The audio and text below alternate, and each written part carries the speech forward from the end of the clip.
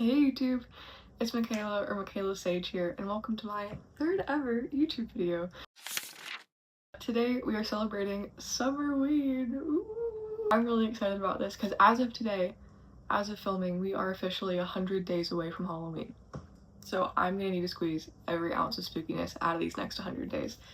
And I think these books on my Summerween or horror TBR are gonna help me do that. So yeah, let's talk about my horror/Summerween TBR. First up is a book that I actually already finished. This was the first one on my TBR. It's The Children. It's more of a gothic story than a horror story, but I think it still kind of encompasses the spirit of Summerween. The Children is about a girl named Guinevere, or Gwen as she goes by as an adult, who is the star of a children's series written by her mother, and she co-stars it alongside her brother Ennis. In these books, they're having magical adventures. It's, you know, famous worldwide, but in real life, they're kind of having a not ideal, feral, neglected childhood. And then as she's older, she's struggling to cope with that and remember things that happened to her, as well as dealing with the tumultuous relationship that she has with her brother that started after their childhood home burned down and everyone inside of it died. So in this book, you're unraveling the mysteries of her past while she's coming to terms with it and remembering things herself, while also discovering that there are some real supernatural elements. While the children's books that her mom wrote about them weren't based on real life, there's something weird going on. I did enjoy this book. I'll get more into details with it. It's not one of my favorites that I've read this year, but it was definitely worth a read. So thank you, The Children, for starting off my Summerween very strong. This next one, When Ghosts Call Us Home. This one I'm actually reading right now. I'm a little more than halfway, so I'll probably finish it later today when I finish filming this.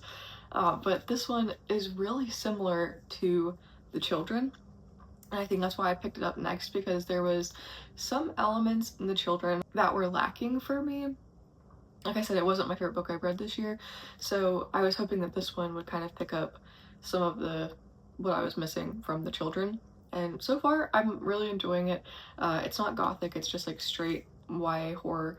But When Ghosts Call Us Home is about a girl named Sophia who lived in a really old manor that used to be owned by some kind of like Slavic rich man, and they lived there when they were children because their parents were renovating it. While they were living there, they filmed a short horror film, like a found footage horror film, with her sister behind the camera and Sophia, like a 12-year-old, being the star of it. And at the time, her sister told her that everything she was experiencing was fake, but now looking back, a lot of the supernatural things that was in this short film probably was actually real ghosts harming her while her sister filmed it.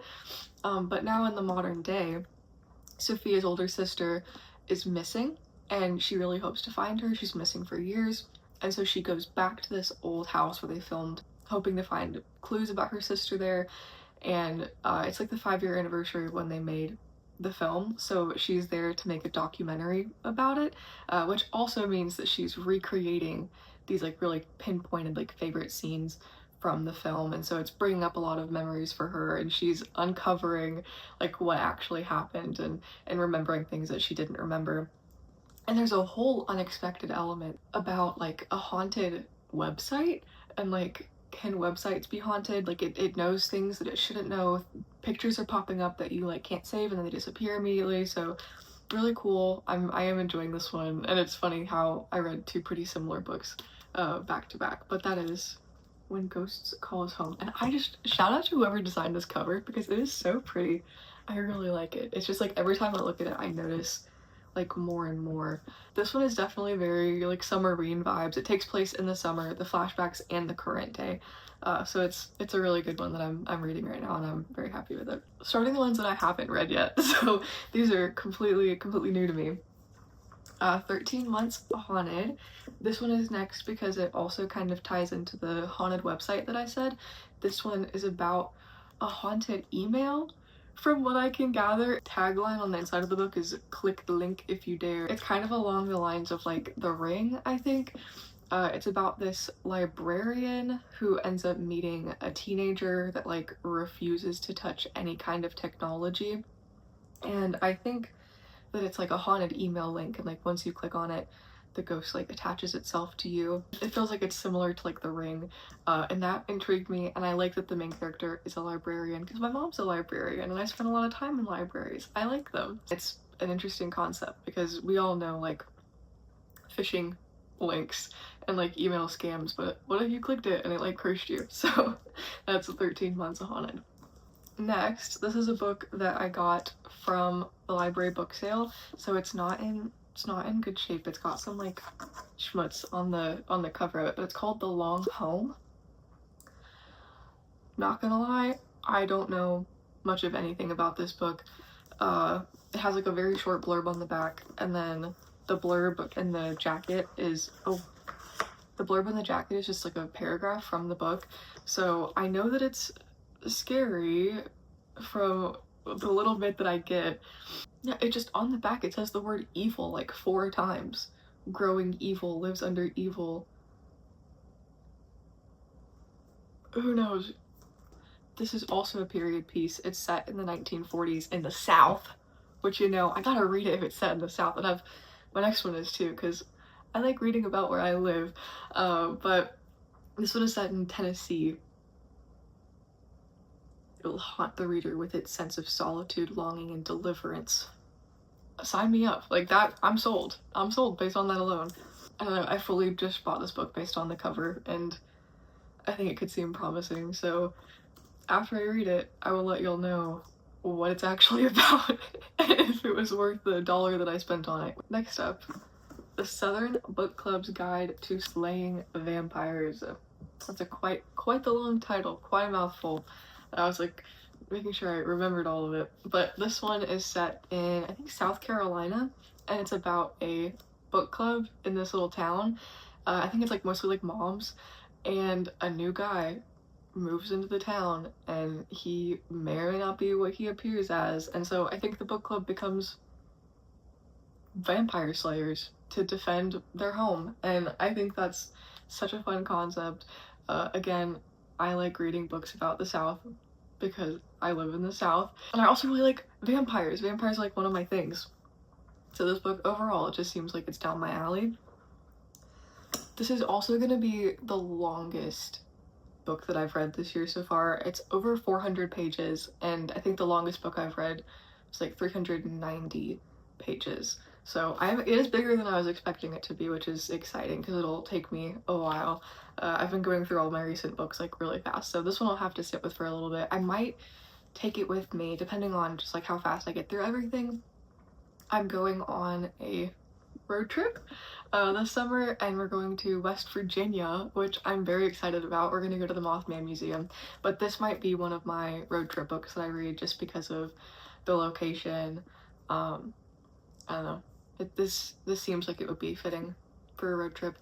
That is Southern Book Club's Guide to Slaying Vampires. Oh, now we only have 2 left. So this next one isn't like a story like the other ones are.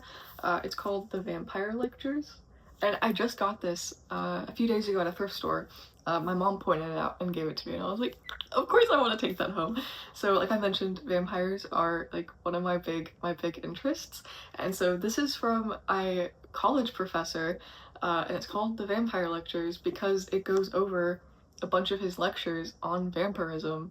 And it just like kind of like talks about like the history of them and like past works that have talked about vampires, and it's got a quote on the back from Anne Rice. So if she approves of this book, like, dude, I'm definitely gonna really like it. So that's kind of all that I can say about it, is that it talks about like vampires and the history of them. But I like the cover of it a lot. There are 26 lectures, so this is gonna take me a while, and I'm sure I'm gonna learn a lot more about vampires. This is so exciting. I'm really happy for this one. I was flipping through looking for pictures. I just saw the word homoerotic. It like got my attention. Oh, this is gonna be so fun. Okay, yeah, that's The Vampire Lectures. I'm gonna get like a free college course on vampires. How exciting. Okay, next, this is a book that I got at a vintage store. What are those called? Like an antique store. I got this at an antique store. and it's called Mysteries of the Worm. It's the second series in the Cthulhu collection.